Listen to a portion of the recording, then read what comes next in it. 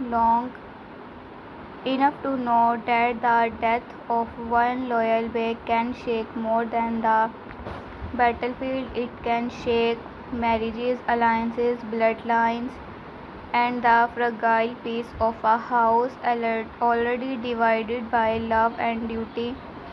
She walks about palace corridor with the calm of a woman who has survived storm that would have broken others, yet even her calm is tested now as Porka is missing. Nilufar is wounded by more than jealousy. Gonka condition grows dangerous, and Orhan hearts begin pulled in every direction at once. A palace can survive enemy arrows. It cannot survive secret if those secrets are allowed to breed in every corner. Nilufar Horn feels that the change before everyone explain it to her. She knows Orhan's footsteps. She knows when he walks as a husband, when he walks as a ruler, and when he walks as a man carrying pain he will not share. But this time his distance cuts her deeply, as Porka's presence in his life has already turned Nilufar hurt into a battlefield. It is not simply jealousy that would be too small a word from what she feels. It is the fear of being replaced in the heart she once believed belonging only to her. It is the humiliation of watching palace eyes mirror her reaction. It is the edge of power sometimes asks a woman to swallow pain and call it patience. Nilufar is not weak, but stand does not mean a heart cannot bleed. She stands by the window, looking out toward the road, wondering whether Orhan is chasing an enemy or duty, or a woman destiny has placed between them. From the worth of the palace as Porka path has become a road of danger. The monastery rises like a stone secret against the cold landscape, and within its wall every shadow feels like a hidden blade. She did not choose this palace a sanctuary, it has become a prison. Dressed is silence. Every echo inside the monastery reminds her that she is trapped between identities. To some, she is a political pieces, to others, she is a woman whose presence threatens the balance of Orhan's house. To Orhan, she is something far more dangerous than a third enemy or Oli. She is a responsibility that he began to touch his heart. As Porka knows that being close to a ruler can save a person, but it can also destroy them. The closer she comes to Orhan, the more every enemy sees her as a door through which they can enter his life. Fatma's sharp eyes and restless becomes the one who follow the trail others nearly miss. Her loyalty is not soft, it is practical and fearless. She does not wait for men to discover what she can find herself. Every broken sign, every whisper, every trace in the road tells her a Sporka has been taken forward the monastery. But reaching the truth is not the same as surviving it. When Fatma brings the news, she knows what it means. Orhan will not ignore it. He will go, even if every stone of that monastery is waiting to swallow him. And because enemies knows Orhan's nature, they will trap not for coward but for brave men. The cruelest traps are designed for those who cannot abandon the people under their protection. Orhan's decision is immediate. He will enter the monastery. He will walk into danger with open eyes, not because he underestimates the enemy, but because he refuses to let fear decided the border of his rule. His arm warmed, his commander asked for time. The old voices of caution rise around him, each one reasonable, each one wise in its own way. But Orhan understands the deeper game. If he delay, Asporka may die or be used against him. If he sends others, he appears afraid. If he retreats, Sahinsa's confidence grows, so he chooses the path that rulers are often forced to choose, the path where every option carries loss but only one option carries honor. While Orhan prepares for the monastery, Sahinsa watches from the darkness of his own ambition. Men like Sahinsa do not simply want victory, they want recognition. They want the world to admit that their hunger is greatness. He understands that Orhan's power is not only in arms but in loyalty. That is why Boran had to die. That is why Asporka must be used. That is why the palace must be divided from within while the borders burn from outside. Sahinsa's belief every ruler can be broken if enough pressure is placed on the heart. A dead friend, a divided household, a captured woman, a threatened child, a border rebellion. These are not separate crises, they are finger closing around Orhan's throat. But what Sahinsa she does not understand is that some men breathe better than pressure. Osman's son has inherited more than a name. He has inherited the ability to turn pain into movement. When Orhan mounts his horse, the air changes around him. His arms do not cheers, they do not need to. This is not a moment of noise. This is a moment for breath. Orhan looks at the man gathered before him and speaks, not as a giving friend, not as a wounded husband, not as a son of Usman, but as the ruler of a state that is still young enough to be killed and strong enough to terrify those who wish to kill it. He tells them that Boran blood will not be left crying beneath the earth. He tells them that betrayal will be answered. He tells them that the frontier will learn the difference between patience and weakness. As then he writes, the monastery of shadow. The road to the monastery is narrow, but Orhan knows the real narrowness is not in the path, it is fate. There are moments in our rural life where the world becomes smaller, when all the noise of politics, family, loyalty, and war gathering into a single doorway. For Orhan, that doorway is the monastery, yet beyond it waits a sporka or a trap warning her name. Beyond it waits Sahinsa's plan, or perhaps something darker than even Sahinsa has imagined. The stones of the monastery have heard prayer for generations, but tonight they will hear still footsteps and the breath of man who knows they may not live alive. Orhan does not enter like a corner. He enters like a hunter who understands he may also be hunted. Every corridor is watched. Every candle flame move is disturbed by unseen bodies.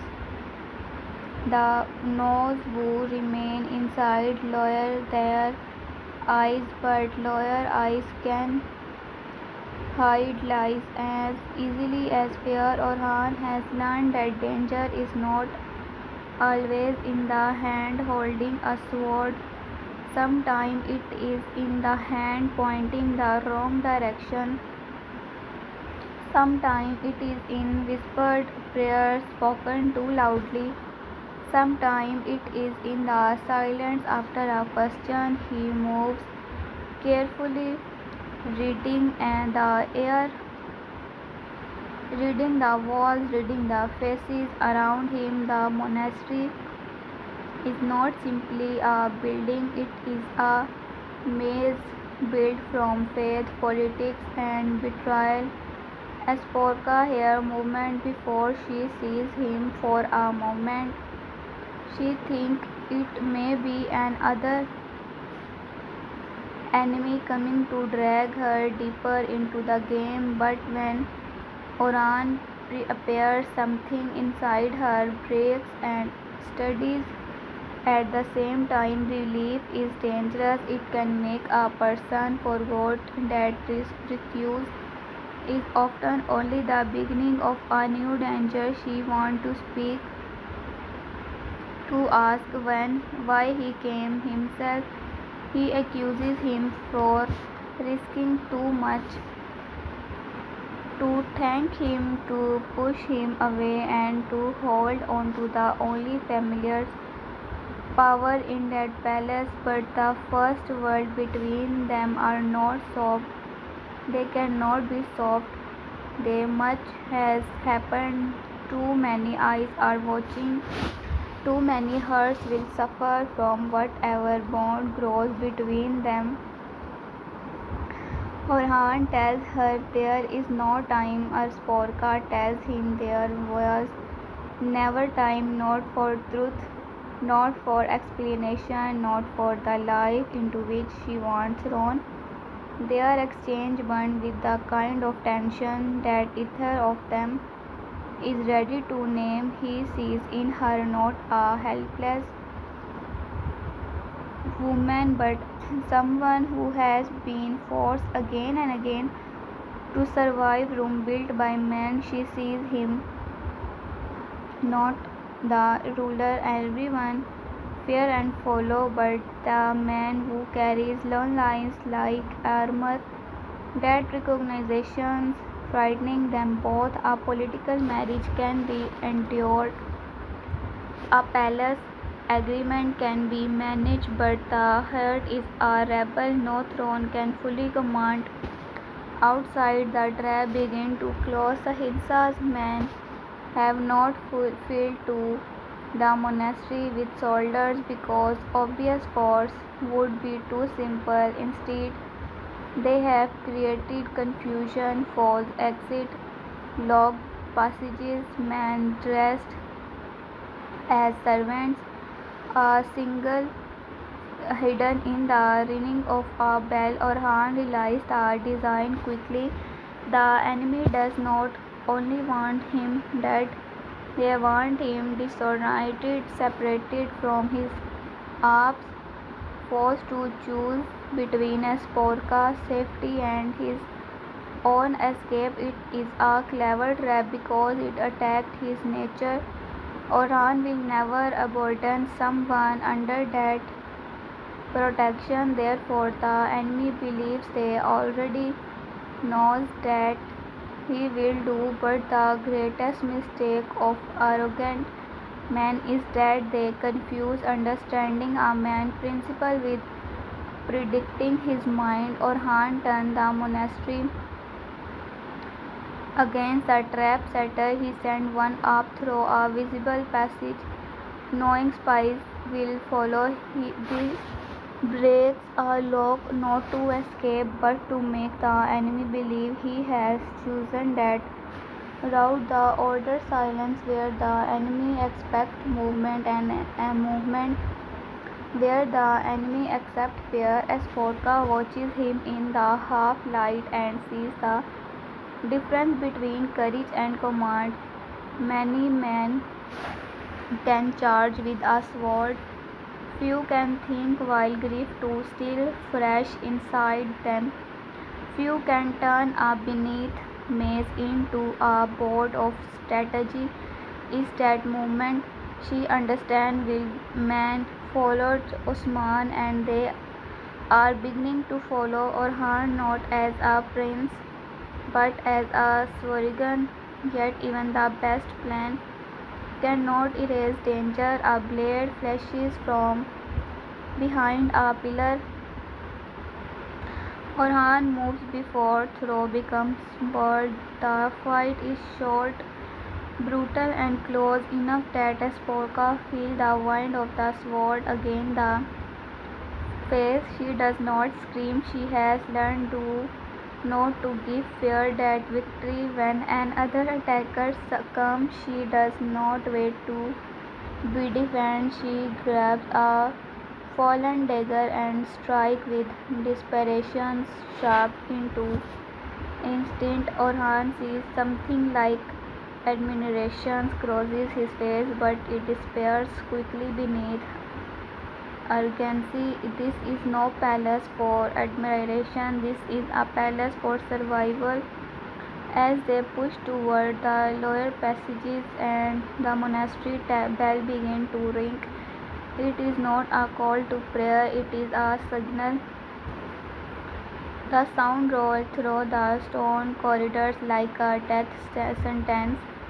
Doors open, feet move above him somewhere outside. Horses shift and men to block the outer road. Orhan knows that they have meant perhaps less as Porca as whether the regret coming. The question is sharper than instant.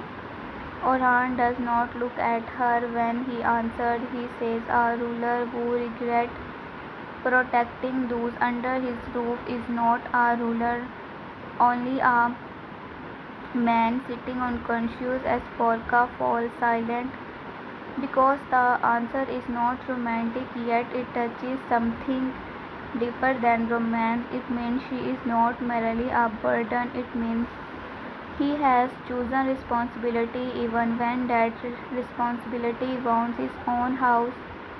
But responsibility has a cost, and that cost is waiting in the palace. Nilufar does not knowing what is happening inside the monastery, that feels humiliation or absence. To love a ruler is not to share him with lands, war, council, soldiers, and history itself, but sharing him with another woman is a different bound. Gonka tries to speak comfort, but even her words and interrupted by pain. Her childbirth begins in a palace already filled with emotional fire. Women rush, servants panic. Mulhan takes command with the authority of someone who knows that birth and death often enter through the same door. While Orhan fights through stone corridors miles away, another battle begins beneath his own roof. A battle not of sword but of breath, blood, prayer, and the fragile cry of a child who has not yet decided whether to enter the world. The monastery escape turned into a chase through the forest. Orhan and Sporka reach the trees, but the enemy follows. Branches tears at clothing. The ground is uneven. Night hides both friend and foe. At last, they find a cave, not a refuge, but as a pause before the next danger. Inside, with the world narrow to cold stone and heavy breathing, the confrontations they avoid becomes impossible to escape. As Porca asks him what she is in life, a duty, a wife, a shield against enemies, a mistake. Palace woman must now suffer for. Orhan answer does not come easily. He is a ruler. He can command rhymes faster than he can explain his own hurt. But he tells her one truth with painful clarity. She is under his protection, and no one Not Sahinsas, not palace, jealousy, not the whisper of enemies will decide her fate while his lives. As Polka hears the world, but she also heard when what he does not say, and something the unsaid is more dangerous than a confession. Palace of two fires. In the palace, every wall has ears, but one night every wall has also a heartbeat. Gonka horned cries move through the corridors like a reminder that life does not pause for politics when can chase revenge and enemies build trap women fight battle that history too often record inside Mulhan Horn stand near Gonka with steady hand and watchful eyes. Refusing is led to fear spread through the room. She has seen warriors boast of courage before battle, yet few of them could ensure what women ensure without apples, without banners, without song. Gonka's struggle becomes a mirror of the state itself, a new life trying to be born, while death waits at the door. Aladdin Bey is forced into a helpless state, no closer. Wisdom can often he can advise in councils, read man intention, understand medicine, law and faith, but none of that gives him the power to take Gonka pain into his own body. He stands between prayer and panic, between hope and terror. Each sound from the birth room cut him. He has lost enough in life to know that happiness is never guaranteed simply because one deserves it. When a servant passes with bloodline clothes the world titles beneath his feet, he is not a bey. Is that moment he is a husband and soon prepares a father, beginning the Almighty not to make him choose between a child first breath and a wife last. Nilufar watched the choice of childbirth and feels ashamed that part of her heart is still burning with her own pain. The shames makes her anger worse. She wants to be noble, patient, dignified. She wants to be woman everyone expect. The haunt who understands state matter, who accept political necessities, who carries jealousy like a hidden wound, but she is human and humanity does not disappear beneath silk and titles. Orhan has gone after Esporca, everyone knows it. No one says it is way that allows Nilufar to answer. That is the cruelty of palace life. The deepest humiliation are often wrapped in polite silence. Mulhan sends Nilufar breaking point. She does not hold her scolding a wonder hurt only teaches it is hide. Instead, Mulhan speaks to her as one woman who has understood power speaks to another who is still learning its price. She tells Nilufar that a ruler house is not held together by love alone nor by pride alone, it is held together by balance. But balance does not mean swallowing poison forever. It means choosing the moment to speak, the word to use, and the line that must never be crossed. Nilufar listens but avoid cannot trace the image in her mind or her risking his life for a Sporka who she wears behind walls except to remain graceful. The palace tension deeper when new arrives that Sporka escape has caused unrest among different factions. Some blame her, some blame Nilufar reaction. Some whisper that Orhan Hurt is distracting him for the larger war. These whispers are more dangerous than one accusation. Because they cannot be cut down with a sword, they slide from servant a guard, from guard a advisor, from advisor to a rival. By morning, a rumor can become a weapon sharper than any dagger. Molhan understands this and begins closing mouth before they become fire, but even she cannot close every mouth. A palace is a living creature, and tonight that create in a restless. Meanwhile, Ygritte moved with a hearted was loose all preparation. He is not seeking revenge, he is seeking stepless.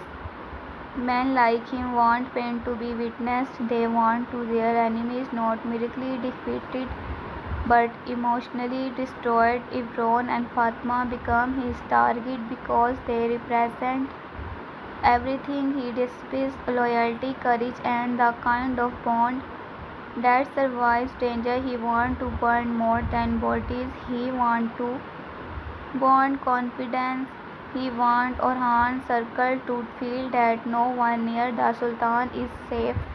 When they capture his movement, he does not act like a warrior. He acts like a man who has allowed revenge to hollow him out until only currently remains. Evron faces the trap with the bitter calm of a man who understands death has always been near him, but Fatma's presence changed everything. A man can face his own death with courage.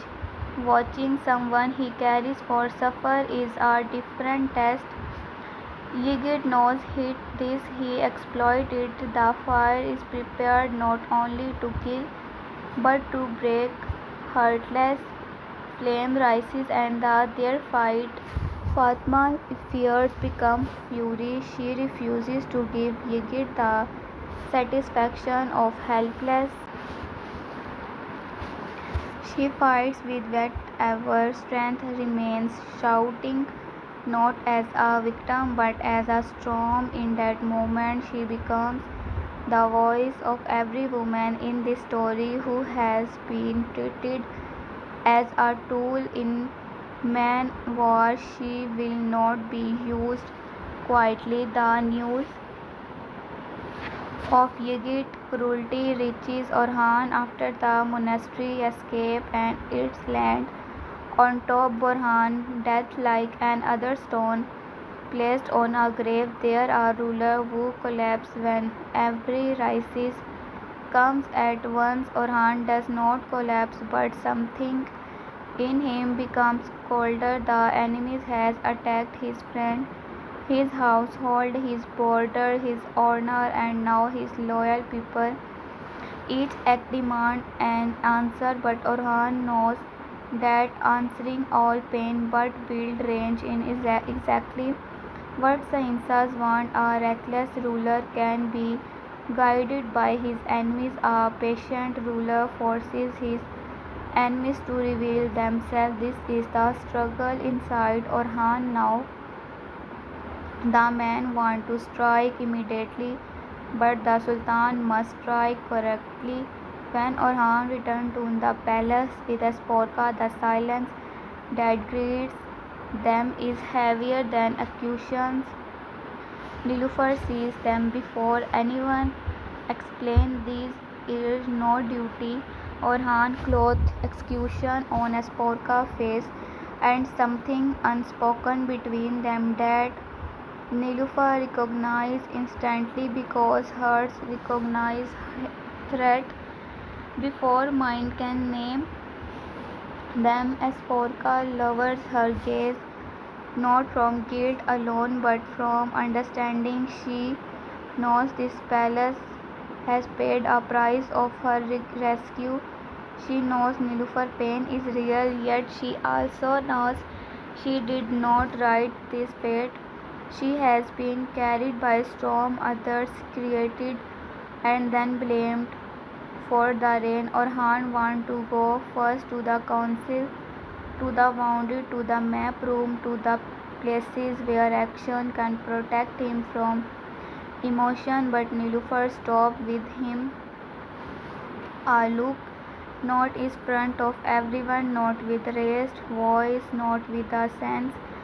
Enemies could enjoy only a look. It says you me on truth. Orhan understand he can feel army he but there is no battlefield more dangerous than the eyes of someone who loves you and feels betrayal for a moment. Sultan and husband stand inside the same body and neither knows which one should speak first. Before that conversations can happen, a cry rises for the birth room. A child has been born. The palace freezes. Life has entered the world in the middle of grief, jealousy, betrayal, and revenge. Aladdin falls to knees, tears breaking through the dignity he tried to hold, but the joy is incomplete because Conca conditions remain uncurtained. A child cry fills the palace, yet death has not fully stripped away. This is the cruelty and beauty of their world. Victory and lose arrive together. No one is given time to understand one before the other demand attention. Orhan hears the newborn cry and closes his eyes. For 1 second he is taken away from war. He remembers why all of this matter, not land from land shake, not power for pride, not conquest as hunger. The state must rise because children deserve a world stronger than the choice into which they are born. Boran died for that dream, Osman lived for that dream. Now Orhan must divide it whether he can carry it without letting his dream turn into him stone. Sahinsa's game and Orhan answer. Sahinsa believed the world belonged to men who are willing to do what honorable men hesitate to do. This is the lie that feed every traitor. He mistakes cruelty for intelligence, betrayal for courage, and ambition for destiny. From the camp he listened to report with satisfaction. Boran is dead. The palace is divided as Porka has become a blade placed between Orhan and Nilüfer. Yigit trap has spread. Fear the monastery plan did not kill Orhan, but it revealed something useful. Orhan will always walk into danger from those who considered his responsibility to Sahinsas. This is weakness. To Orhan people, it is the reason they follow them. Dimran, however, began to sense the danger of Sahinsa's arrogance. There is a difference between setting trap and controlling consequence. The more pain they create, the more unfilled Orhan loyal circle may become. Once the shock passes, a betrayal can sometimes strengthen a state more than a living commander's. Boran grave may do what speeches could not. Remind every Arab that the enemy does not merely oppose Orhan rule but seeks to erase the entire legacy they bled to build. Dimran warms caution, but caution sounds like a right to men intoxicated by temporary victory. Sahinsa smiled at warning because he has not yet paid the full price of ignoring them. Orhan gathered his council not in the gathering chamber but in the war room, where mapped in beneath candlelight and every border looked fertile. He does not begin with anger. He begins with question: who benefit from Boran death, who moved before and after the monastery bell, who spread word instead the palace before the news was public, who warned seniorly and who feared Orhan taking it. each answer from part of a larger shape. The men around him accept a revenge command, but Orhan gives them investigations, postponing timing. This surprises some and impresses others. A lesser ruler would throw soldiers forward to satisfy grief, Orhan instead to make grief useful. Security wounded by Boran's death in which he hides behind rough world want to the old kind of answer. Right strike returns with enemy banners torn. His pain is honest. Boran was not only a warrior to him, he has memory, brotherhood proved at the old days. Still breathing inside the new state, Orhan does not dismiss him. He knows loyalty must be honored even when it burns too hot. He tells security that Boran deserves more than a Russia's attack. Boran deserves victory that cannot be undone by the next dawn. This quiet the room. It also reveals the kind of Sultan Orhan is becoming. He will avenge, but he will not be led by the enemy's rhythm. In private, Orhan finally faces Nilüfer. Their conversations is not loud, and that makes it more painful. Nilüfer does not accuse him of saving Esporka. She is too just for that. Instead, she asks where she stands in the life he is building. His heart, his memory, his first loyalty, or simply the woman expected to understand everyone. Political gives her. Orhan has no easy answer because easy answer would insult her. He tells her that this is duty has grown larger than his wishes. Nilüfer answered that women are always asked to respect duty when men choices wound them. The truth of that strikes him. He cannot deny it. He can only ask her not to tell. Enemies turned her pain into a weapon against his house. Nilüfer's strength appears not as forgiveness but as restraint.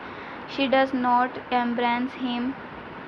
She does not often for the comfort of the audience. She tells him that she will not weaken the palace, not because her heart is unhurt, but because the state they are building is larger than the humiliation. Yet she also warned him that balance cannot be demanded only for women. If Orhan wants peace in his own house, he must build it with truth, not expect silence to do the work. This is one of the most important moments of his rule. Though no chronicle may ever write it, a state is not only shaped in battles, it is shaped in Rome, where pride is savaloid and honesty survives. Esporka, meanwhile, makes a decision of her own. She refuses to remain merely the rescue woman. She gives to Molhan and asks what palace she can hold without tearing the palace apart. Molhan studies her carefully. Many would mistake Esporka question for weakness, but Molhan sees intelligence in it. A woman who understands the danger of her position is less dangerous than one who pretends innocence will protect her. Molhan tells her that respect must be built before affection is defended. If Esporka wants to survive in this palace, she must compete like a frightening girl or Petra like a victim. She must become useful, dignified, and impossible to dismiss. This advice changes Esporka's path. She visits Gonka chamber not as a rival presence but as a woman offering praying and service. Nilüfer sees this and misread it is first at performance. Perhaps part of its performance Its palace, even in scarcity, must wear proper clothing, but when Sporka helped came the newborn and sent for supplies without seeking prizes. Nilüfer anger becomes complicated. It is easier to hate an enemy who behaves like an enemy. It is harder when the person causing your pain also shows grace. This does not heal Nilüfer wound, but it prevents that wound from becoming simple hatred. Orhan counter-attack begin quietly. He sent false weakness towards Ahimsa spies. He tells them believe Talas division has slowed him. He also rumors that security demand immediate revenge and that the council is split. At the same time, he removed loyal men through roads hidden from the obvious roads. Supplies shift at night. Scouts disappear into villages. Messages go not by the fastest rider but by the latest suspected ones. Traders, shepherd women carrying cloth, old men leading tied animals. Orhan is no longer reacting to Sahinsa's game. He is building a game beneath it. The target is not only Sahinsa's camp, it is the confidence that holds his alliances together. Orhan understands that alliance built on ambition can be broken by doubt. If Triman believes Ahimsa may sacrifice him, he hesitates. If Mehmet Bey believes the plan and fail, he delays it. Yezid believes he is being used. His range becomes unstable, so Orhan does not strike first at bodies. He strikes at truth. A capture messenger is released with information that is partly true and partly poison. A supply route is left untouched, so the enemy worlds why a miner's outpost is taken without bloodshed. Suggestion someone inside betrayal its location. Soon Sahinsa's men begin looking at one another with suspicions.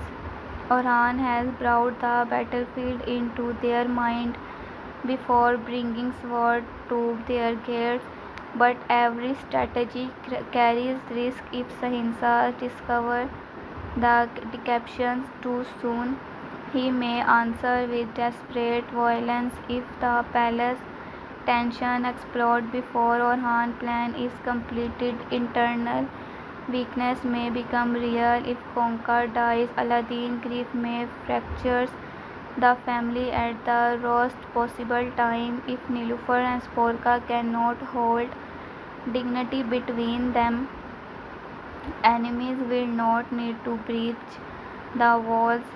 Walls will crack from inside. Orhan knows all this. This is why his burden is heavier than revenge.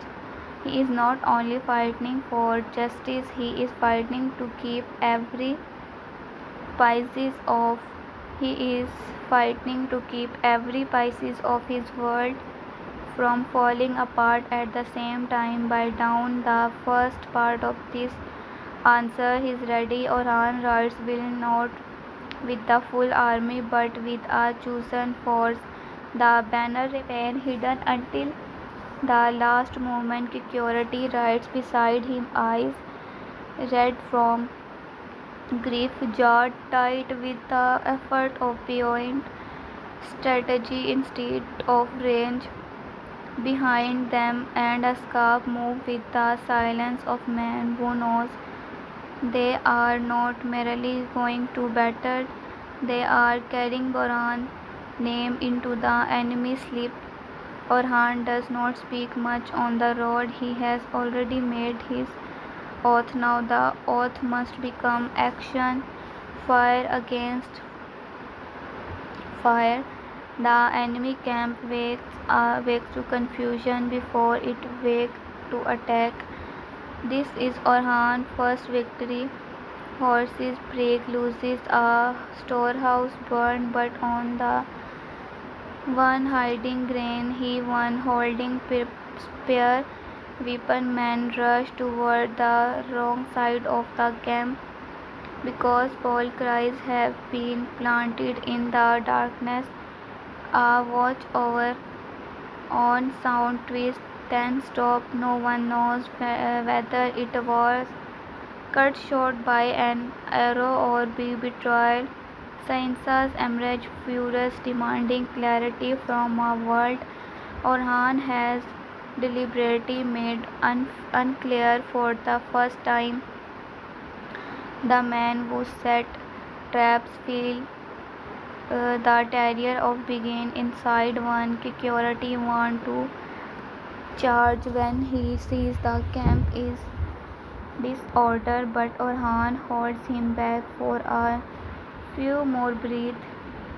Those breaths feels like torture. Every instinct screams for movement, but Orhan watches a pattern of panic, waiting for the moment when fear turns into clustering, when soldiers gather around commanders, when the shape of authority reveals itself. Then he gives the signal. The hidden banners rise, the arms surge forward, and the night that Sahinsa's belief belonged to him splits open beneath the carry of Orhan men. The battle is prizes because both sides understand the meaning of it. This is not a border skirmish, it is a message. If Orhan fails, Sahinsas will tell every wearing, but by them woman son can be wounded, distracted, and brought low. If Orhan's success, Boran death become not a sign of weakness but the spark of punishment. Sword clash in the midday dark. Men fall over broken carts and burning ropes. Horses scream. Arrows can cut through smoke. Security fight like a man trying to carve grief out of the world. Orhan fights differently. His sword is controlled, direct, without wasted women. He is not there to down in range. He is there to deliver judgment. Yigit appears near the edge of the firelight, and Fatma sees him before anyone else. The memory of his trap flashes through her, but fear does not take root. She moves toward him with a fury so focused it because clam. Yigit mocks her courage because men like him must be lighter, but they cannot understand. He expects her anger to make her reckless. Instead, it makes her prizes. Their confrontation is not only physical, it is moral. Yigit represents violence without honor, revenge without boundary, ego disgust as justice. Fatma represents the refuse to become small because cruelty has touched her life. When she strikes him, she does not strike only for herself, she strikes for everyone, for Boran, for every person. Yigit throw could be used as a tool to wound someone greater. Ebron injustice, but Unbroken joined the fight with the grim smile of a man who has already looked at the death and decided to postpone the meeting. His presence shakes Yigit more than any insult. Could the trap fail to break them? The fire did not turn them into symbols of fear. They stand alive, and their survival accuses him. Yigit rage turned messy. He overreaches Fatma and Evon force him back step by step until he is no longer the hunter but the cornered beast. Whether he falls in that moment or escapes wounded, the meaning in the same. His terrier has lost its power. Sahinsa, seeing the camp collapse into pockets of resistance, tries to rally this man will promises of victory, but his voice no longer controls the field but has entered them. Orhan, a earlier poison, has done its work. Some wonder who betrayed the camp, some wonder why reinforcements have not arrived, some wonder whether Sahinsa's planned to sacrifice them from beginning. In a war. A sword can kill a man, but doubt can kill an army. Orhan presses exactly where that doubt is strongest. He does not need to destroy every soldier, he needs to break the belief holding them together. Then Orhan and Sahinsa finally face each other across the smoke. For a moment, the battle seems to pull away from them. If his history itself wants spaces to watch, Sahinsa speaks first because arrogance cannot hear silence. Orhan sentimental. He calls Orhan sentimental, killed by death, friend, and trouble. Woman who burdened by loyalty to rule authority. Orhan listen without flinching. Then he answers with the truth. Sahinsas will never understand. Loyalty is not a chain. When men choose it freely, it is a proudness. Boran death did not weaken him, it surrounded him with every living woman. Love Boran as Polka did not distract him. The attempt to usurp the her revealed the crowded of his enemies. Nilufar pain did not break his house. It forced truth into it. Every wound Sahinsa's open has become a road leading back to him. Their duel is not long inward, but it is heavy, meaning Sahinsa's fight with aggressions, trying to overpower, trying to make the world submit through force. Orhan fight with the endurance of a man who had already survived the blow.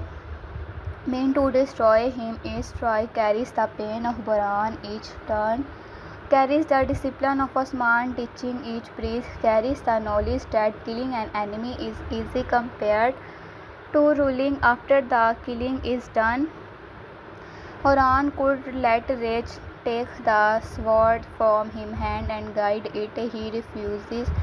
That refusal is his history. Even before the final blow, back to the palace, the women wait for news with different prayers in their hearts.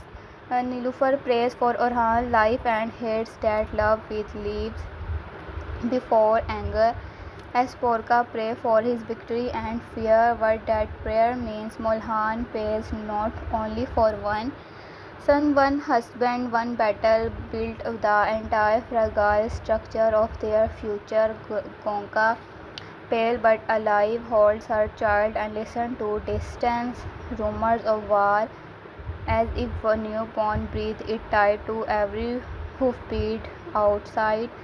The palace is no longer merely waiting, it is participating in the battle through and sure. When the first rider returns, they bring news not of complete peace but of a turning tide. Orhan has struck. Sahinsa's confidence has been shattered. Yigi terror has been answered. Boran's name has been carried into battle and returned with honor, but the war is not finished. Great enemies rarely disappear after one defeat. More dangerously, the emotional consequences inside the palace remain unresolved. A battlefield can be cleared by morning. A wounded heart takes longer. Orhan returns at sunrise. Dust covers him. Blood marks him, sleeves thought not all of it is in his men right behind him. tried him upright. The palace gathered not in celebration but in recognition. Something has changed.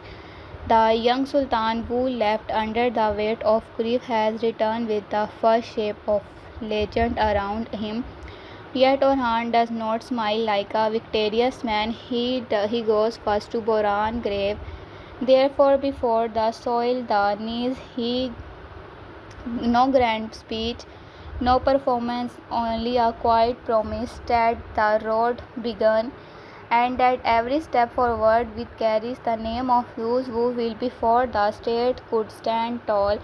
The crown learned its price. The aftermath of victory is never as simple as songs make it seem. Men want clean ending. The enemy defeat, the hero returned, the palace safe, the heart restored, but real power lives loses thread. Anywhere Sahinsas may be weakened, not yet urged. Dimran may hesitate, yet not represent. Yet may be broken, yet hearted often crawl, even after being struck. Inside the palace, Boran absence remain. Gonkar survival must still be guarded. Nilufar wound has not vanished as Porka place remain uncurtained. Orhan has won a battle, but now he must face the most difficult task, making victory stable. The begin with justice, not revenge. Shouted in anger, but justice arranged so that every ally and enemy understand the new rule. Those who died betrayal are exposed. These who act from fear are separated from those who acted from greed. Oran does not punish blindly, and that frighten the guilty more than correctly would. Blind punishment creates maturity of the enemy. Mere justice creates example. He knows the state he is building cannot survive if every conflict becomes personal. When sage law must grow here, only triple anger once stood. This is part of his transformation from bear to sultan. The sword wins land but broken keeps it. The security struggle with his resistance. He wants every traitor crushed. Immediately he grief of Burhan is still raw and raw grief.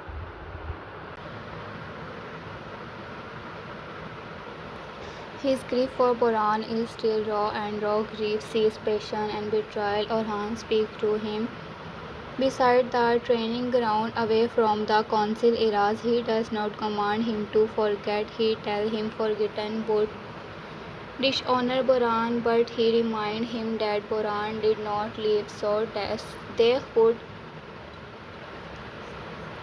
become beasts after his death. Boran lived for a cause that require discipline. Security turns away, hiding tears with anger, so old warriors often do. Yet the world after him, healing does not arrive like sunrise. Sometimes it arrives like a seed breed under ash. Nilufar and Sporka finally meet without the protection of ceremony. No more hand between them. No servant close enough to pretend not to listen, not Orhan to shape the conversation. Nilufar speaks first, and the honest is sharper than insult. She tells Esporka that she will not pretend friendship simply because the palace need peace. Esporka accepts this. She says she does not ask for love, only fairness. Nilufar almost laughs at the pain of that word. Fairness is difficult where hurt are involved, but as Porka continues, she says she did not come to steal a palace. She was placed where destiny and politics pushed her. She does not dishonor Nilufar, but she will also not disappear to make Nilufar comfortable. This answer surprises Nilufar. It is not submission, it is not arrogance, it is a boundary. For the first time, Nilufar sees that Esporka is not only a survivor, she is an other woman trapped inside decision made by power that does not raise jealousy but it complicates It and complicity is the beginning of wisdom. Nilüfer tells her that respect will be proved often time not granted in one conversation. As Porca agrees, they part without embarrass, without false smiles, but with something more useful than force, attention, and agreement not to become weapon in the hand of enemies. Molhan observed this from a distance and allows herself a small breath of relief. She knows peace between women in a rural house is not a single event, it is daily work, daily restraint, daily intelligence. But today, disaster has been delayed, and sometimes delayed disaster is the first step toward defeating it. She later tells Orhan that his house will not be held together by victories outside if he gentlest justice inside. Orhan accepts the lesson. He is beginning to underground that ruling a state of ruling a household are not separate burden, each reflect the other. Disorder is one feed, order is the order. The matter of still stand before them. The village is more than entirety. It is a symbol of expansion toward a future Osman dreamed of but did not complete. Taking it would should that Orhan has not been stopped by grief, places, tensions, or Sahinsa's plot, but moving too quickly could expose them. Waiting too long could make allies doubt. Orhan studies the map with Aladdin, whose face has changed since the birth of his child. Fatherhood has placed new gravity in him. He advises caution but not fear. He tells Orhan that the state must expand like a tree, not like a flame. Flames move fast and leaves ash. Trees move slowly and create shade that lets generation. This image stay with Orhan are true roots before branches, love before pride, loyalty before conquest. He began to see his father's dreams in a new way. Osman was the founder, the thunder, the man who broke open the road. Orhan must become the builder, that one who turned road into city, victory into system, tribe into state. This is not less heroic. It is perhaps harder. Anyone brave enough can win a battle on the right day. Only a rare ruler can build something that survives his own death. The reported possibility that the story may be approaching its final episode gives this chapter a heavier feeling. Every decision now carries a mood of consolation. Boran Metroidum feels like the closing of an old door. Gonka child feels like a new door opening. The conflict between Nilüfer and Sporka forces the palace to mature. The war with Sahinsa's force Orhan to define what kind of ruler he will become. If the road ends soon, it must not miracle with a battle but with a statement. Orhan is no longer only Osman's son, he is the man who will carry the banner into a different age. In the final scenes of this script, Orhan stands down above the land he must protect. The wind moves through the banners behind him are the graves of martyrs, the cries of newborn, the whisper of wounded hearts, the map of future conquest, and the enemy still waiting beyond the hills.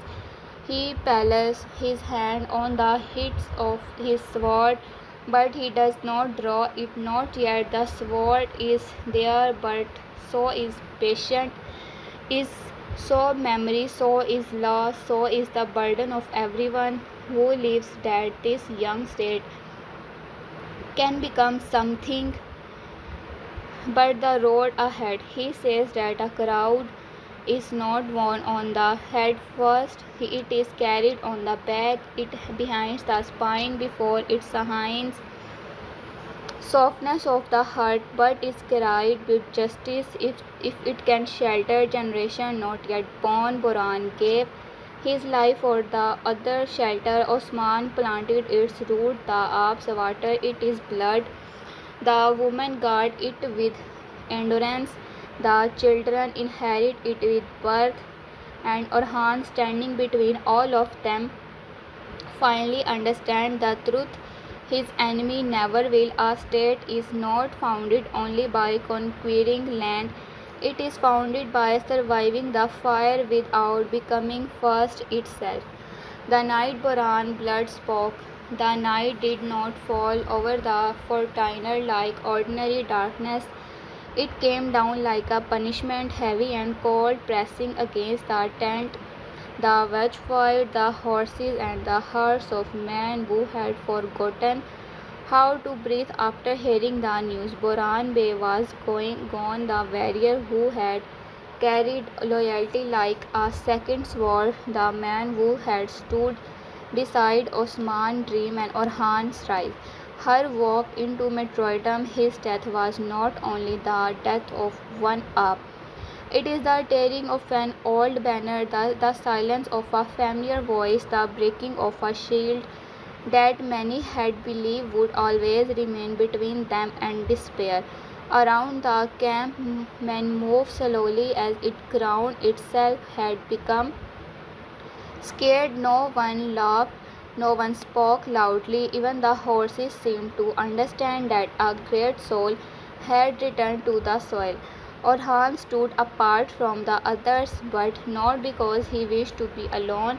Grief had placed him somewhere no one could follow. He looked toward the palace where Buran today had been brought. He is the eyes, there no softness left of the ceremony. He is the rage was not built, that was what frightening the utmost. A young man might scream, strike the earth, demand horses, and ride blindly into death, but Sultan Orhan did not move like a man blinded by pain. He stood still, and in that stillness something sharper than fury was being born. Boran Mitroidum has entered him, not a weakness, but as command. Every ruler reaches a moment when history stops asking who he is. A young man might scream, strike the earth, demand horses, and ride blindly into death. But Sultan Orhan did not move like a man blinded by pain. He stood still, and his stillness, something sharper than fury, was being born. Boran Bentroidums, the Alps gathering before him, waiting for word that could give shape to be their grief. Security face was scribed with pain. Men like him did not cry easily before others, but his silence was louder than tears. He had lost more than a comrade. He had lost a piece of the old road, a living memory of struggle, storms, wounds, jokes, battles, and oaths. Boran's absence was already standing amongst them like an other warrior, but this warrior did not speak. It only demanded justice. Orhan saw this in every face.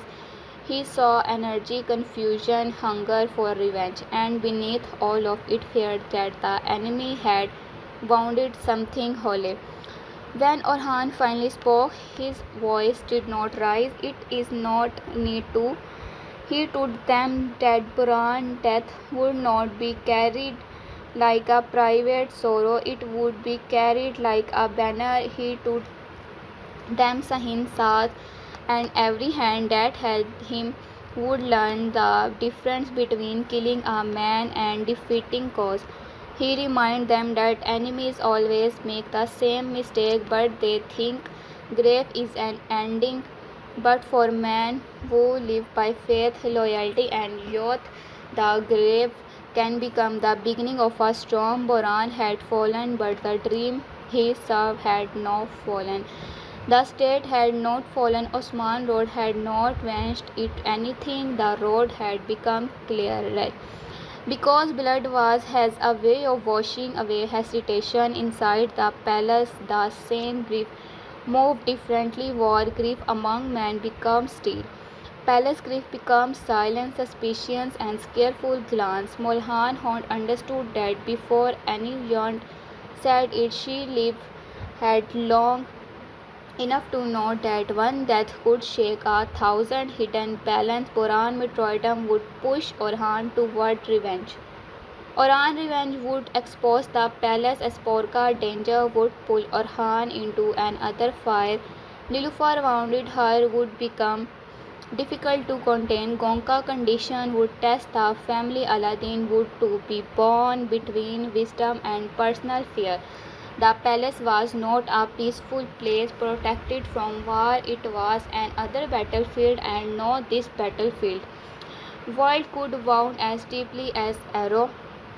Nilufar Horns felt the storm before it reached her door. He knows Orhan's footsteps. He knows when he walked as a husband, when he walked as a ruler, and he walked as a man hiding pain because he did not want anyone to use it against him.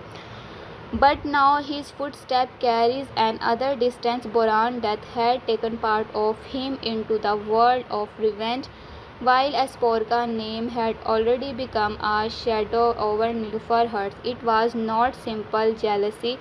Simple jealousy burns quickly and fades. This was deeper. It was the ashes of a woman who had given love, loyalty, and dignity, yet now found herself watching another woman become central to the man was she loved. Nilufar did not hate Asporka and easily another might accept. That made the pain worse. That was not clean. This way humiliation, fear, pride, love, and duty tangled together like no hand could unite. Asporka far from the palace was trapped inside a danger she had not chosen. Her fate and has been turned into a breach of enemies. She was no longer only herself, she was a routine into Orhan heart, a test of his protection, a blade placed between his duty and his household. She understood enough of power to know that powerful men rarely attack only with sword. They attack through emotions, alliances, reputations, marriages, rumors, and scared responsibilities. If Oran came for her, enemies would say she had distracted him. If she did not come, enemies would say his protection meant nothing. Either way, she had been made useful to men who did not care if she lived. When Fatma followed the trail and brought word, Asporka was connected to the monastery. The air around Orhan changed. The monastery was not simply a place on the map, it was a mouth waiting to swallow anyone foolish enough to enter without thought. His commanders warned him they were not wrong. Every road to that palace could be watched. Every wall could hide an enemy. Every monk, servant, or shadow could be part of Sahinsa's sight. Yet Orhan knew the deeper truth. If he hesitated too long, Asporka would become a weapon sharper than any sword. If he sent only others, the enemy would learn that Orhan could be moved by fear. If he went himself, he risks death. But sometimes his most dangerous path is the only path that's preserved authority. So Orhan prepared not like a lover rushing toward a man, not like a fool running into a trap, but like a ruler entering a battlefield shaped by hidden hands. He took chosen men, not a crowded force. He ordered quiet movement, not banners and drums. He listened to when Orhan finally spoke. His voice did not rise. It does not need to. He told them the Boran death would not be cried it a private sorrow. It would be carried like a banner He taught them Sahinsas, and every hand that helped him would learn the difference between killing a man and defecting a cause. He reminded them that enemies always make the same mistake. They think the grave is an ending, but the man who lives by death, loyalty, and oath, the grave can become the beginning of a storm. Boran had fallen, but the dream saved her. Found fallen, the state had not fallen. Osman road not waste it anything. The road had become clearer because blood had a way of washing away hesitations. Inside the palace, the same grief moved differently. War grief among men becomes still. Palace grief becomes silence, suspicion, and careful glance. Mulhan had understood that this before anyone said it. She had lived long enough to know that one death could shake a thousand height balance. Boran Metroidum would push Orhan toward revenge. Orhan revenge would expose the place.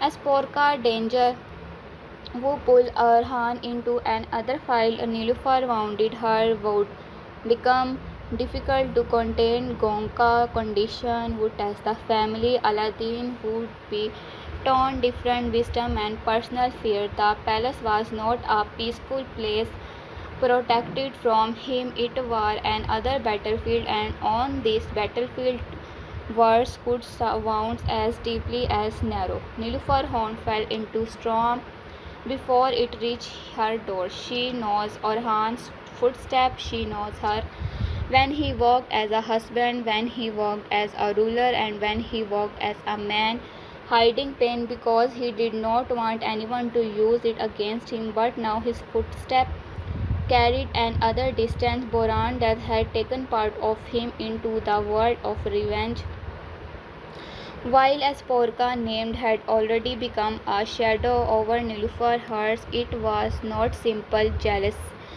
Simple jealousy burned quickly and fades. This was deeper. It was the age of a woman who gave love, loyalty, and dignity, yet Nos found herself watching another woman become central to the man she loved. Nilufar did not hate Asporka as easily as others might expect. That made the pain worse. Hardest would have been clean. This was not clean. This was humiliation, fear, pride, love, and duty tangled together like not no head could unite. Asporka, far from the palace, was trapped inside a danger she had not chosen. Had fate and been turned into a breach of enemy. She was no longer only herself. She was a route into Orhan heart, a test of his protection, a blade placed between his duty and his household. She understood enough of power to know or the attack through emotions, the attack through emotions, alliances, reputations. Nilufar Horns when Fatima followed the trail and brought word the Asporka was connected to the monastery. The area around has Orhan changed. The monastery was not simple a place on the map. It was mouth waiting and swallow everyone foolish to enter without thought. His commander warned him they were not wrong. Every road to that place could be watched, every wall could hide an enemy, every monk, servant, or shadow could be part of Sahinsa's design. Yet Orhan knows the deeper truth. If he hesitated too long, Asporka would become a weapon sharper than any sword. If he sent only other, the enemy would learn that Orhan could be moved by fear. If he went himself, he risked that, but sometimes the most dangerous path is the only path that prevents authority. So Orhan prepared, not like a lover rushing toward a woman, not like a fool running into a trap, but like a ruler entering a battlefield shaped by hidden hands. He took choose men, not a crowd force.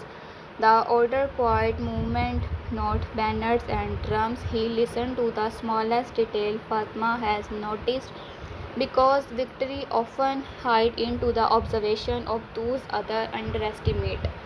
While the camp watched him wound his horse, many saw grief riding with him, but those closest to him saw something else. They saw the first glare from the Sultan. He was becoming a man who could be wounded deeply and still think. As he rode into night, Boran memory rode beside him.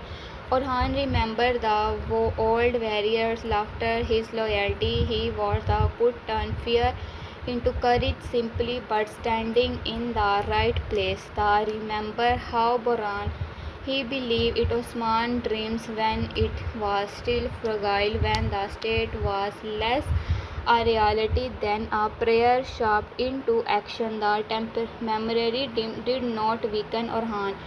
It steadied him. The enemy had accepted death to scatter him, instead that the gather him into the purpose. Behind him the palace remained awake. Nilufar stood alone, looking toward the road. Mulhan watched from another window, reading the future in the silence. Gonka struggled behind closed door with a pain that belongs to life. Not far Aladdin waited, the helpless hand as Porca waited with helpless daughter. Fatma sharp her courage, security held back rage, and somehow in the darkness Ahimsa smiled, believing that he had dared the bold and moved this the peace. But Ahimsa did not yet understand Orhan.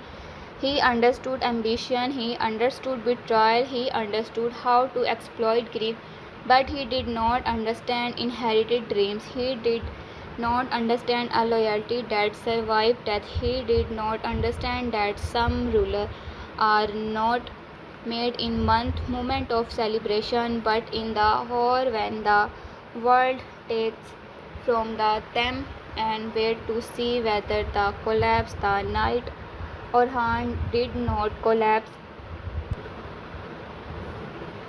The monastery where shadow prayers. The monastery rose the dark land like an old secret. Its walls were plain beneath the moon. Its windows narrow. Its silence too perfect to be trusted. A whole place would have offered peace. But the palace breathed like a trap. Orhan saw it before any enemy appeared. The gate was not guarded heavily, and the alone made it dangerous. Obvious guard were for simple men. Ahimsa's work was more delicate than that. He wanted Orhan inside, surrounded by stone, separated from open land, forced to choose between speed and caution. The monastery, the wanted Orhan inside, surrounded by stones, separated from open land, forced to choose between speed and the caution. The monastery was not the battlefield was the choice the monastery forced upon him. Orhan dismount and palace one had the wall before entering. The stone was cold. He fought for Quran beneath colder earth.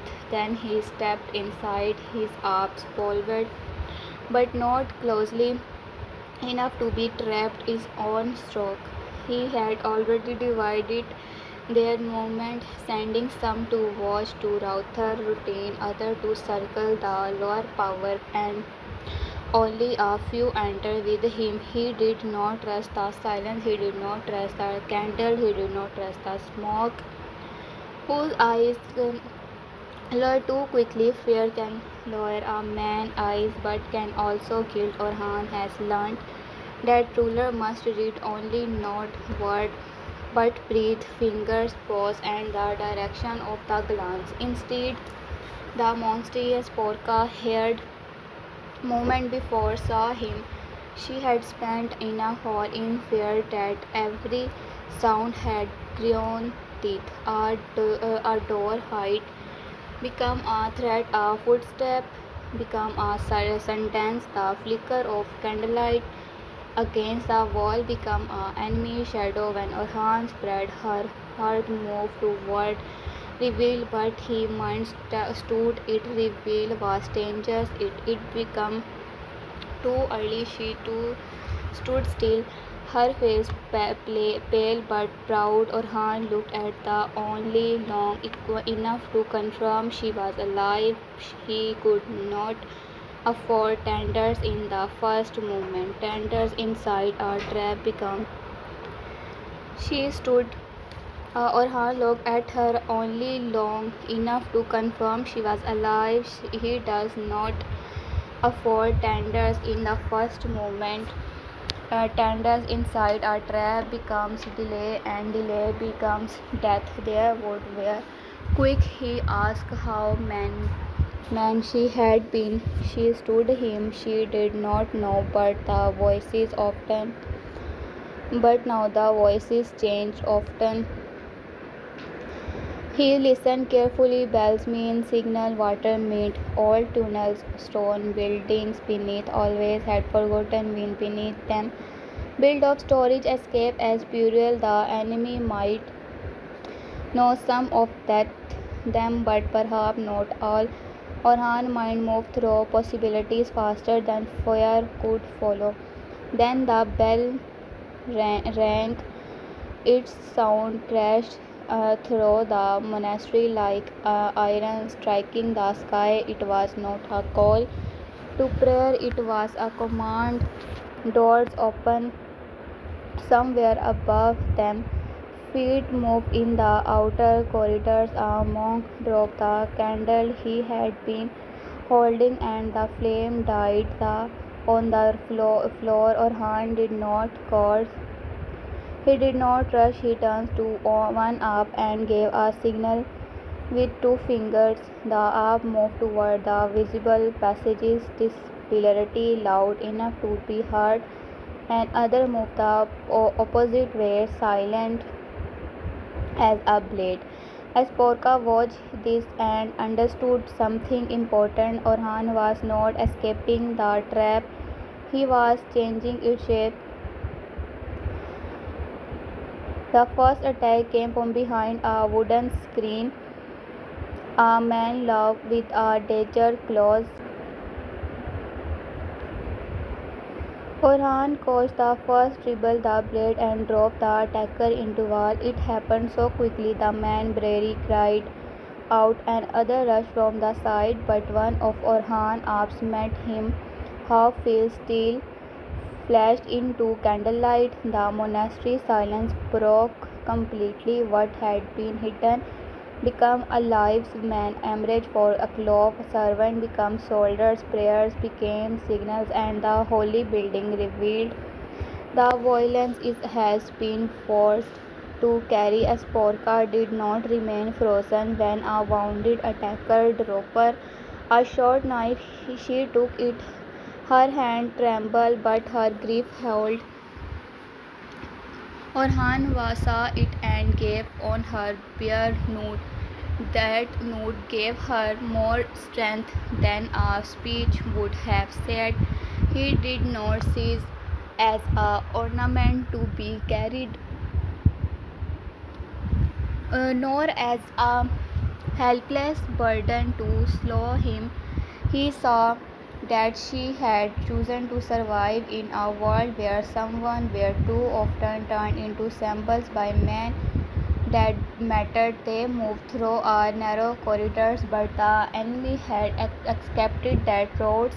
Orhan stood before the ambush fully closed. He noticed marks on the stone floor, too fresh palace to make feels during a charge. He smiled without joy. Sahinsa has planned for danger. He has assumed Orhan would run as Porka in panic. Instead, Orhan ordered the candle throw forward. Flames spread across the wax, and the corridor became a wall of fire between them and waiting men. The ambassador shouted. Orhan turned away before their confusion ended. A trap made for him had been fed back to its makers.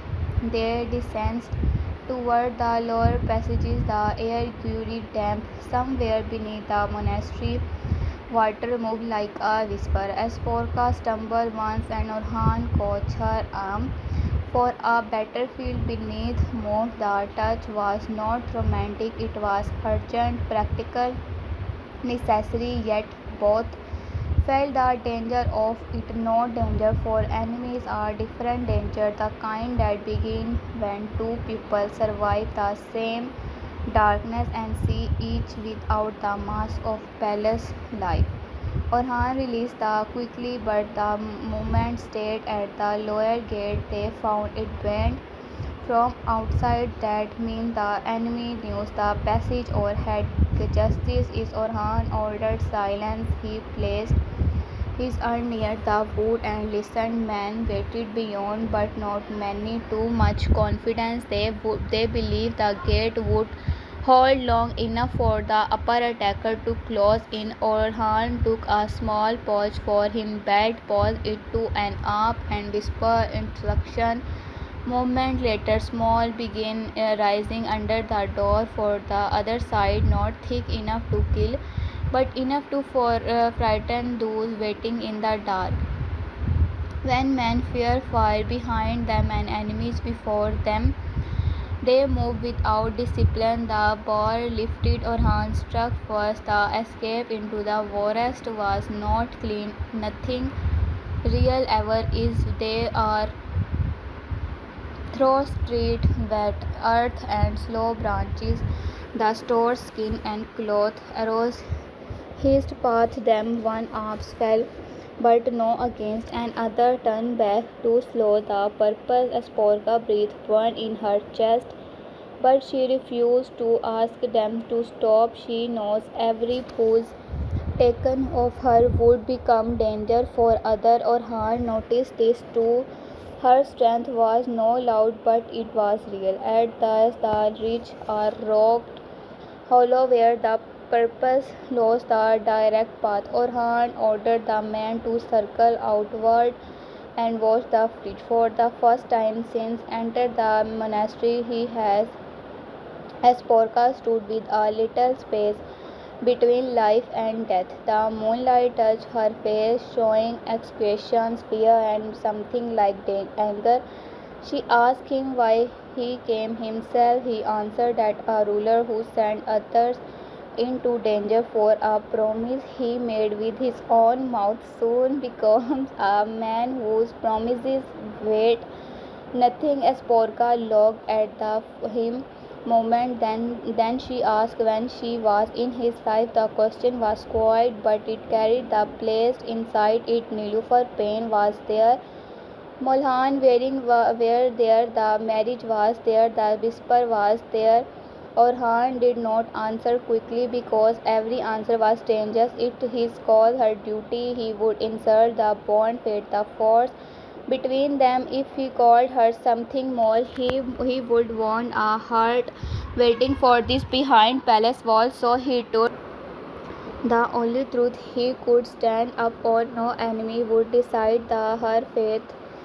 While her lived as Porca lowered her eyes, she knew what he had not said. Sometimes the unsaid is stronger because it leaves room for both hope and fear. When Orhan returned toward the place and with Sporka alive, the monastery behind them seemed smaller, but the danger had only changed location.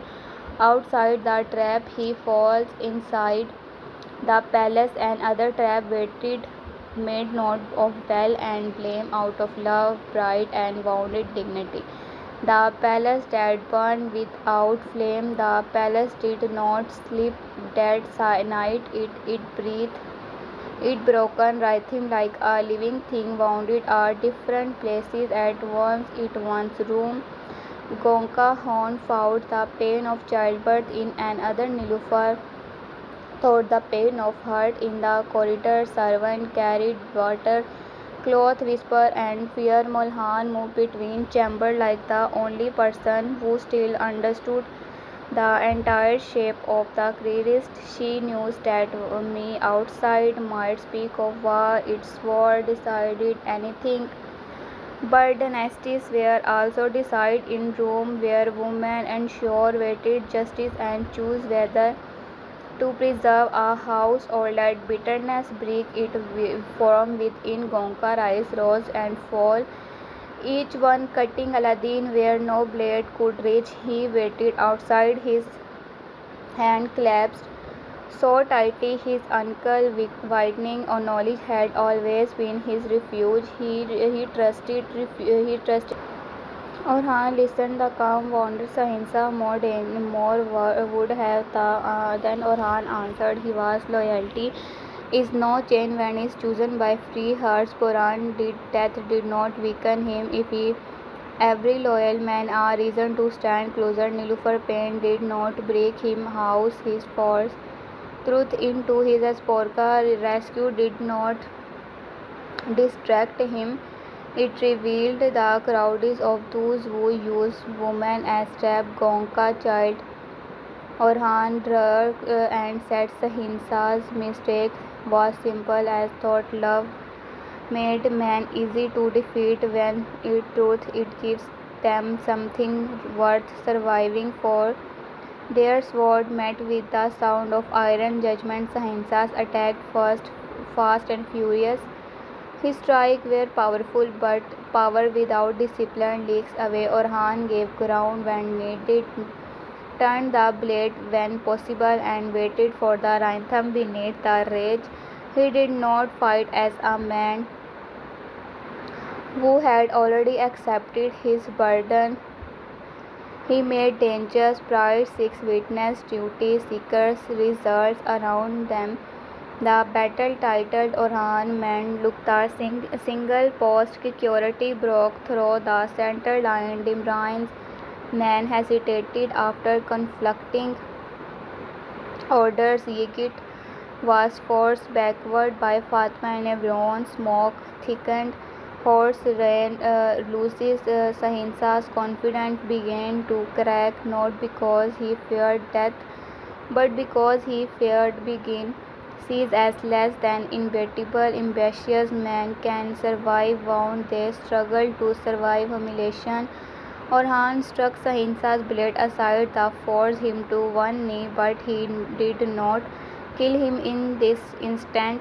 That resistance shook the man watching. Orhan wanted him alive long enough to forward see the man who promised to break Osman's son had been thrown down by the very loyalty he mocked. But battle in choice, and choice does not always allow perfect ending. Sahinsa's men threw themselves between them, dragging their leader back into smoke. Orhan did not chase blindly. He had already whose that mattered that night. The enemy cartelli was broken by down. The camp that had once breathed arrogance had become a field of ash, scatters weapon and wounded pride.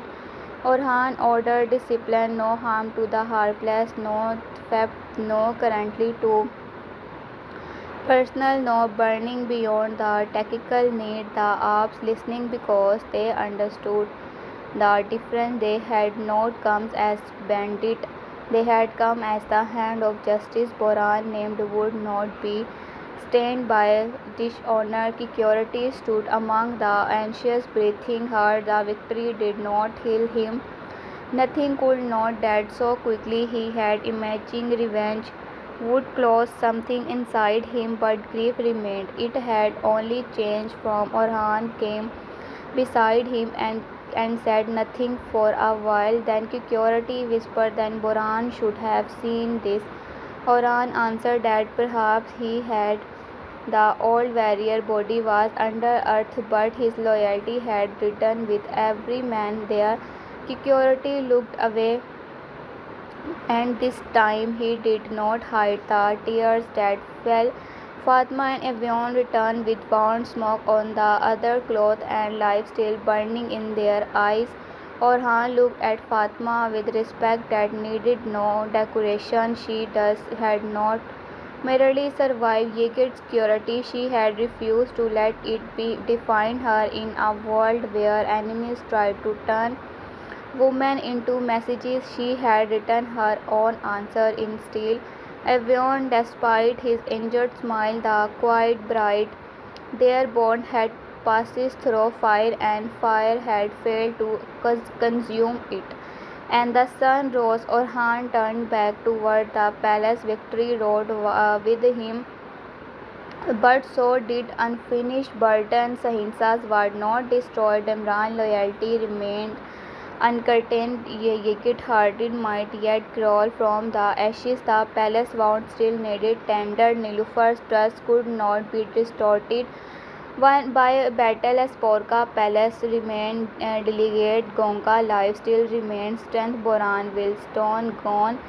Yet something had changed. The enemy had tried to prove Orhan could be manipulated by love and grief. Instead, Orhan had shown that love and grief, when discipline, could become strategy, courage, justice, and statecraft. The frontier would hear of this night. Allies would breathe easier. Enemies would think longer before setting trap. As those who doubt Osman's son would begin to understand that Orhan was not merely inherited a dream, he was learning how to defend in his own name. The crown learned its weight.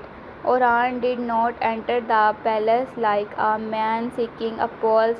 He returned quietly with dust on his cloth and the tired eyes of someone who had spent more than strength in the night. The palace gathered around the news. Before it gathered around him, Sahinsa's camp has been broken. Yigit had been answered. Fatma and Evian lived. Boran Mitroidum has not gone unanswered. These words moved through the corridors, and with them came revealed pride and a caution hope. But Orhan knew better than anyone that victory outside does not automatically clarity peace inside. His first step took him to Boran grave, not the council chamber, not the throne, not even his own room.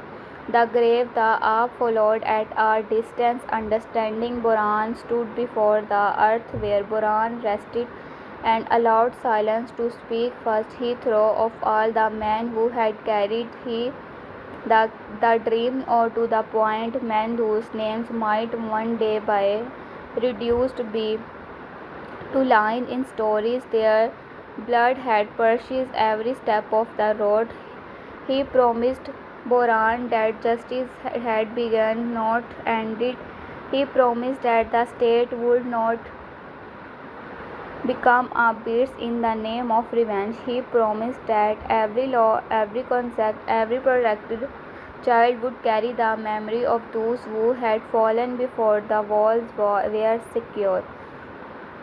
Inside, Nilufar watched him from afar. Something in her softened throat, not enough to erase pain. She was not only the husband who had wounded her heart, but the ruler who had returned from grief without becoming cruel. That matters. A man who can win and still kneel at a grave is not lost to pride.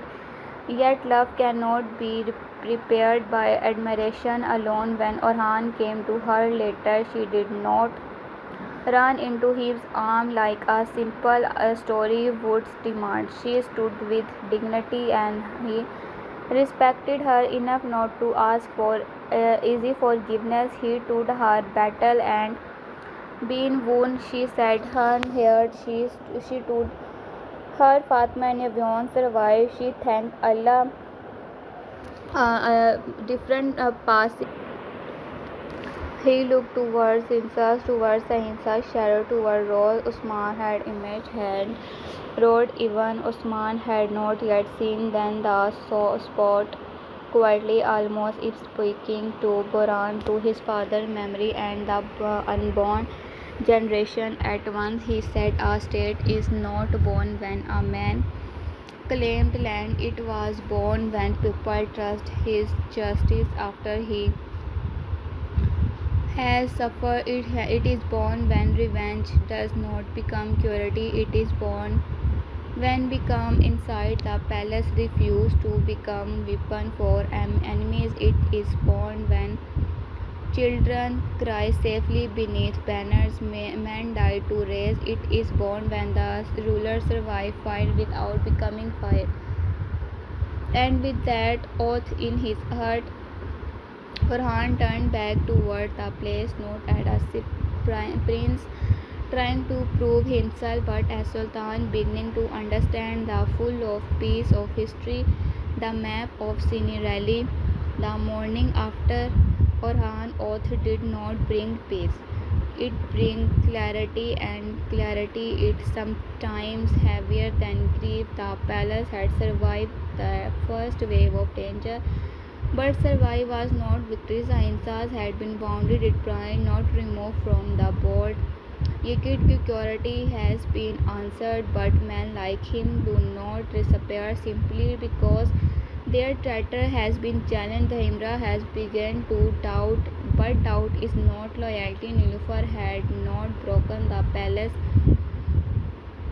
but her hair still carried the marks of humiliation as Porka found a fragile place beneath Mulan guidance, but fragile thing can shatter with no wrong whisper. Gonka lit when the child breathed, yet the memory of how close death had stood beside them remained in every chamber. Orhan understood all this. He stood before the map of scenery. Scenery will not a large place if measured only by wall, road and field, but rulers do not measure places only by size. They measure them by meaning. Scenery set like a key between road alliance and future movement. Whoever held it could pressure the frontier, protect trade, watch enemy movement, and send messages to every uncertain bay nearby. If Quran took it with wisdom, his authority would grow. If he rushed toward, if he wounded pride, he would feed his enemies. And other opportunity, he ran his fighter over the map, slowly studying the village, the nearby hills, the water routine, the farm, and the narrow road where an ambushed scout waited. Men around him accept order, but Orhan first gave silence. He had learned that silence makes impatient men reveal themselves. Security man was the first to speak. His voice was wrought with unfinished grief. He said, "Security must be taken before Sahinsas could gather himself again. Delay won't make the enemy bold. Strike now, and the frontier would understand that Buran blood had not slaughtered them." Several agreed. Their hand moved towards wall belt, even though there was no battle in the room. That is how grief behaves among warriors. It reached for a door and called every door. Justice Aladdin did not oppose cruelty directly. He knows grief should not be slapped down before man who has entered the right of mourner. Indeed, the speak of road could be watched, foot could be cut, the villagers could be turned against them if the enemy planted fear. First, a conquest began with spread might end with rebellion. He reminded them that thinking quickly would not be difficult only because of soldier. It would be difficult because whoever entered for battle would have to forgiven the people must not to seize or harm banner as an other storm passing over them. They must see it as shelter. That world remain in the room sheltered. Orhan looked at Aladdin and understood that his brother was no longer speaking only as a thinker. Fatherhood has changed him.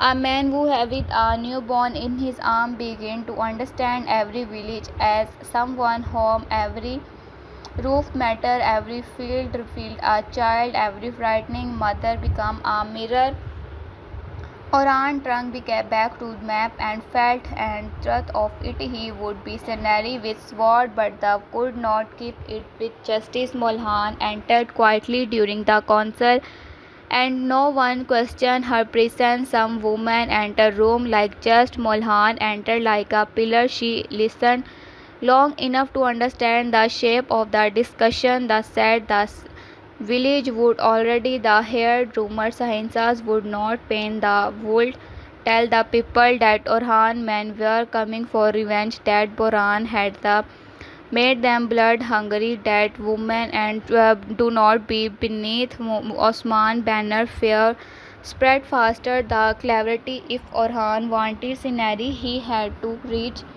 the people heard before Sahinsas reached their imaginations. Orhan accepted this immediately. The first move could not be attacked, it would be message. The trustees teasers could carry word that Orhan punished traitors but protected the innocent. Immense elders and merchants who had relative feared with the Kai would be approached. Families whose fear was would be offered safe passages in fight came near. Grain store would be protected, not size soldiers not be warned before the campaigning began. Any man who harmed the helpless would answer not only to La but to Orhan himself. This was not softness, it was statecraft. Security was not fully satisfied, but he understood the command. He had seen enough ruler and raider to know the difference between them. Raiders create fear and move on. Rulers create other and remain. Brain had died not a raid that enough folded him more effectively than any rebuke at the bench of Rome.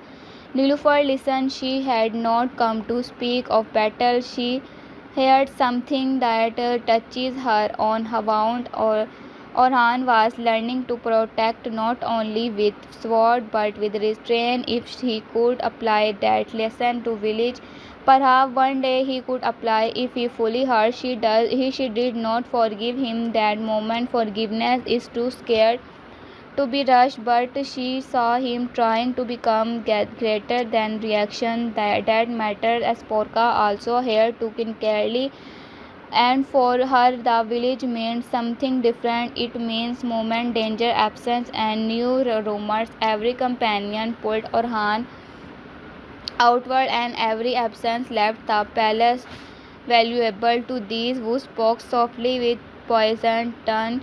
She knows that her own opposition would be tested while the was gone. She would have to prove that Molhan advised that not be wasted in a palace. Something survive mean doing nothing dramatic while everyone wait for you to make a mistake. By sunset, Orhan discussion was clearly would be take, but not like prey. It would be entered like responsibility. Before sword would move, before banners rose, trust would be prepared, before victory was claimed, justice before would be promised. And for a way Sahinsas began here. The first report. Orhan was not rushing blindly, he was thinking. The anger him more than an attack would have. Whispers sent before sword. The first soldiers Orhan sent toward soldiers did not carry spears, they carried stories. That was the billionaires of the move. Though many warriors did not understand at it first, a state expand from through belief. A burning village can become a fortress from enemy even without walls. A village that turns can open road. No army with forces without cost. Orhan knew that Sahinsas had spent years building influence throughout fear, gift, threat, and false promises to defeat that. Orhan need more than steel. The needed him name to arrive before his horses. So merchant left as town with cloth, salt, tools, and carefully chosen sword. An old trader named Sermines, who have crossed the fortunes longer than many warriors had lived, was given the most delicate task. He knows how to speak without sounding introduces him new help motions mentions Boran Mitroidum and went to remain silent. He knew which village elder had lost a son to bandit, which family feared tax politics, which imam valued taxes over politics, and which blacksmith listened more than spoke. Men like Suleiman rarely enter heroic tales, but when without such men arrive march blind. Fear that already arrived. Sahinsa's agent has done their work. They've told the villagers that Orhan Ops were coming with revenge in their teeth. The Boran death had turned them miracles, that every house would be searched and every young man forced into survive. They said Nilufar and Sporka and divided the palace, that Orhan's mind was no longer steady, that Aladdin was weak, the Mulhan was old, and that the banner now carried chores beneath its cloth. Lies do not need to be perfect. They only need to find people already afraid. The village elder gathered in secret. Some wanted to submit to Sahinsas before Orhan arrived. Over argued that Sahinsas protected no one without demanding the soul in payment. One farmer said he did not care to rule as long as his faith remained standing. Another answered that ruler would begin with lies and with taking with anyway the room, finding with practical fear. These were no craft. They were people who had learned that when great men fight, small home burned first. Suleiman entered the village as if he knew nothing of this debate. He could clothe dark water, complained about road mud, and listened. By afternoon he began moving. He did not praise Orhan like a singer paid by the court. That would have made people suspicious. Instead of spoke of examples of prisoners spread because he had not betrayed illegally a grain store protected after battle. A soldier pushes for stealing for a poor family. Boran, remember, not a warrior hungry for blood, but as a man who wants his gives own reaction to child during winter. Slowly the shape of Orhan rule became different from the shape Sahinsas has painted. At the same time, Orhan sent another message to sincere hidden fears. He promised give that the village opened its gate peacefully and exposed Sahinsa's agent. No innocent household would be punished, farm would be protected, elders would remain in palace in the where fairy tax would be measured, not stolen, would be served. Sahinsas under treat they could forward before battle, and the justice with mercury. Those who use village and a shield of reason would face justice. The message was pain. Sahinsa received word of these messages and the language as the first. He said villagers always follows the strongest sword, but the determined man was the fertile better than Sahinsa's pride alone did not laugh. He understood that Orhan was not merely softening the village, he was riding fear. If he villagers believed mercury was possible, they could be less willing to die for Sahinsa's lie. If the elders believed their dignity would remain, they would need to resist to preserve honor. If young men believed surrender did not mean humiliation, they might refuse to become shield of someone else's ambitions. This was dangerous because it attacks Ahinsa's favorite weapon, invisibility. He wanted people to believe there were only two choices: obey him, to be destroyed by Orhan. Orhan had offered a third path: stand with justice and with life under order. That third path weakened Trainer more than 1,000 insults. Inside the palace, the whisper campaigning created a different tension. Some ops felt uneasy that Orhan was speaking of mercury before victory. The They fronting enemies would mistake restraint for weakness. Molhan answered this sharply. She said, "Weakness is falling to punish the guilty, strength is knocking the difference between the guilty and the frightening. A role who cannot tell one from one other may win battles, but he will spend his life putting down rebellions." Nilüfer spotted this quality. She told one of the palace women that Orhan's command was wise. The world travelled as the place world do. When they reached Orhan, he did not smile openly, but the knowledge standing him Nilüfer trust had not returned fully, but her respect had full not died. For a ruler, respect for those who have few faults is more valuable than praise from those who only see his victories. Asporka, meanwhile, found herself approached by a woman curious about the monastery. They asked gentle at first, then sharply beneath the softness, "Did Orhan come alone? Was he afraid? Did he speak friendly? Did she feel chosen?" Each question was a trap dressed as concern. Asporka answered carefully. Orhan had come because his promises required it. He had acted as a ruler. He had saved a person. Under this protection, she gave him no romantic detail to carry back into gossip. Molhan later heard of this and approved. Asporka had protected herself by protecting Orhan's dignity, and Nilüfer. The day ended with the village of Kinrali divided not by sword but the possibility. Some still feared Orhan, some still feared Sahinsa.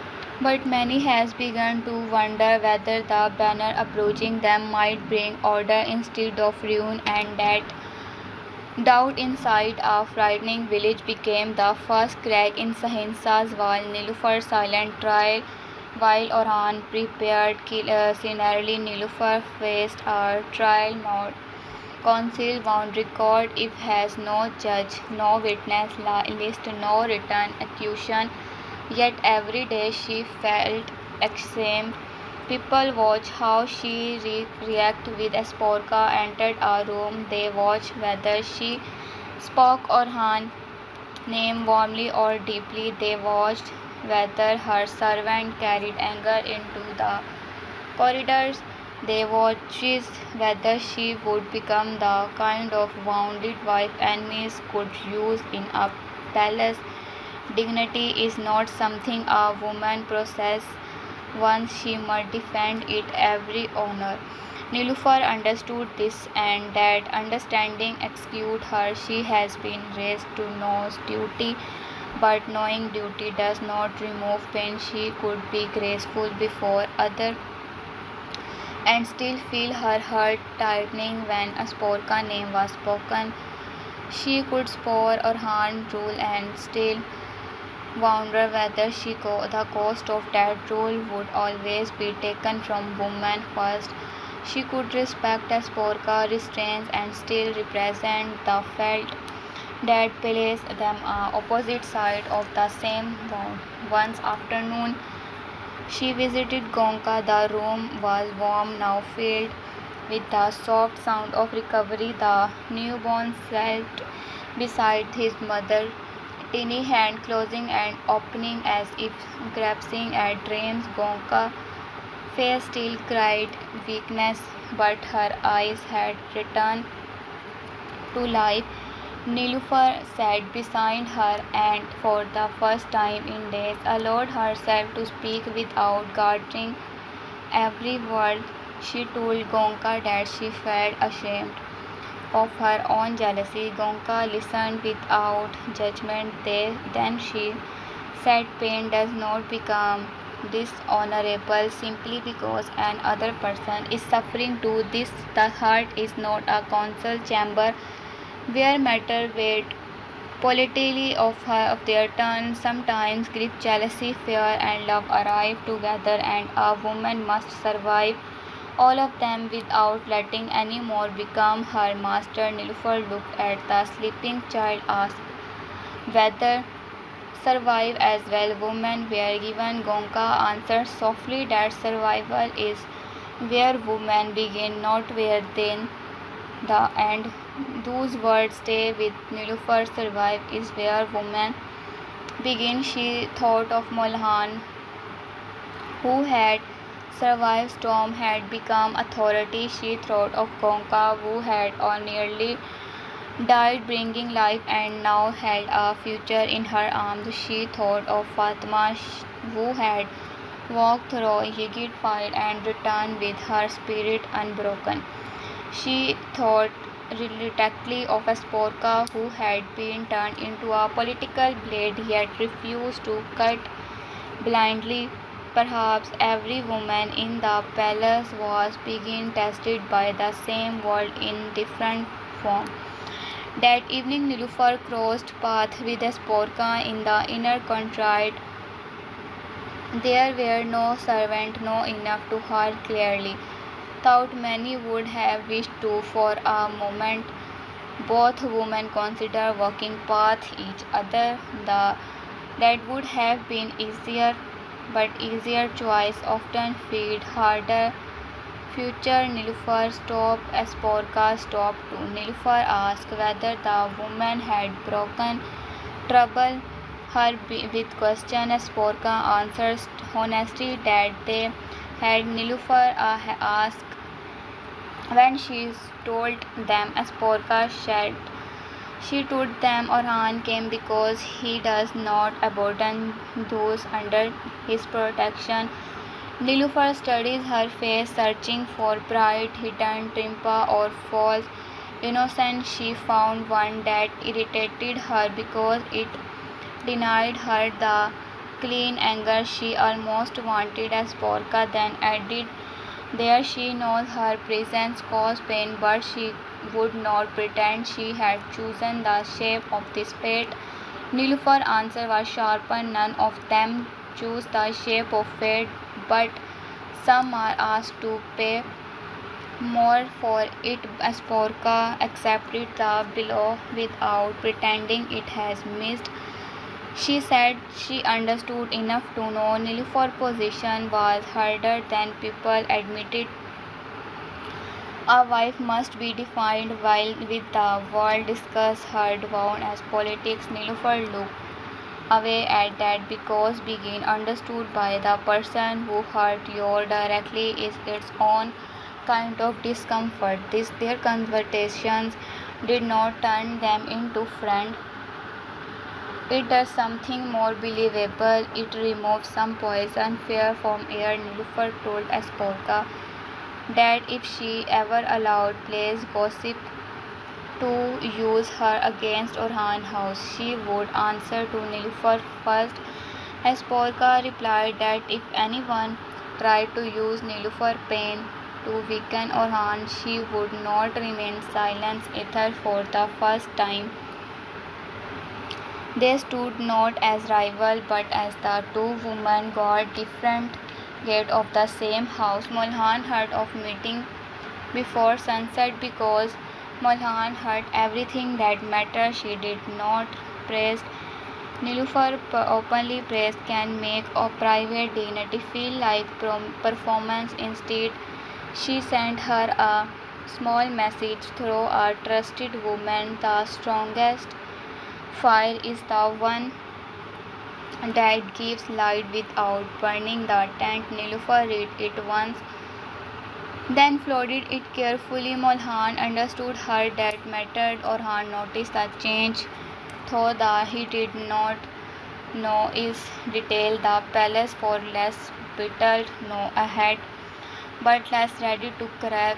When he saw Nilufar rather, he vacated her for household the house with dignity. She answered that dignity is not silence. He said he was learning that. It was a small exchange, but small exchanges build bridge. When Grant apologized, where we are not yet strong enough to hold weight. Nilufar's silent trial continued, but she no longer felt only like someone began watch.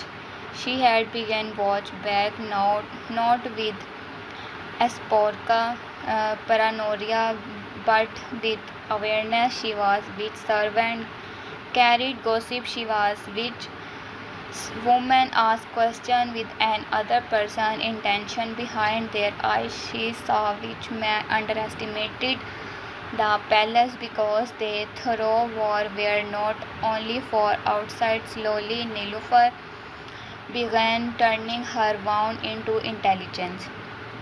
And this perhaps was that enemies fear most without working it. A wounded woman who collapses can be used. A wounded woman who thinks become dangerous. Dimran had served ambitions long enough to recognize its smell when it began to root. At first, Ahimsa's ambitions had seemed like strength. He spoke loudly, moved decisively, promised victory and different offered men a place in the future he came to be shaping. But after Orhan contract, something changed. Ahimsa no longer spoke like a man building power. She spoke like a man insulted by faith. His plan became less about winning and more about making Orhan suffer. That difference disturbed Imran. A clever enemy can be followed. A wounded ego is harder to trust. Dimran watches Ahimsa in council. The man were still sharp, but this patient had tinted. He rejected reports that did not please him. He blamed hesitation on weakness. He saw betrayal in question and pride in advice.